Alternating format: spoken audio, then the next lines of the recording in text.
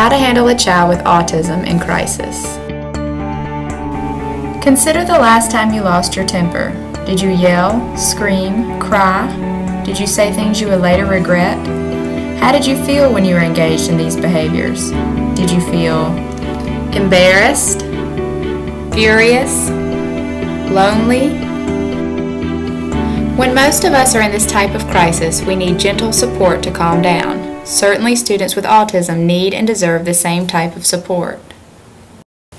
An individual with autism in crisis most likely will not be helped by approaches that are aggressive or lack sensitivity, such as loud noises, negative statements or threats like "you had your chance" or "you made your choice, now you have your punishment," physical redirection, angry tone or body language, or last but not least, punishments like "you lost your sticker" or "you're going to be in trouble.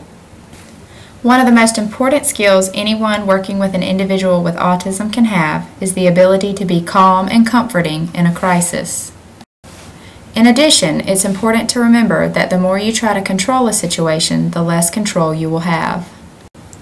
If you have a child in your class with a history of meltdowns, it is important to have a plan in place for how to handle these meltdowns. Here are some things you might want to consider when developing your plan. Does this student fight during a meltdown and become aggressive, or is he likely to run away and flee the situation? Ask previous teachers and parents what typically occurs when the child has a meltdown and what has worked in the past to help de-escalate the crisis. Find out if there are triggers and warning signs that a meltdown might occur, and find out what these behaviors look like so that you can be prepared. The last step for developing your plan is determining when you need to call for additional help. Hi, my name is Hollis Adair, and I get the pleasure of working with students with autism on a daily basis. More often than not, the teachers I work with insist on being firm with the student when he is in crisis because they view his behavior as being negative rather than a symptom of his disability. Sadly, this punitive approach serves to put a strain on the relationship between the student and the teacher. It's ironic but true, the more the teacher tries to control a situation, the less control she actually has.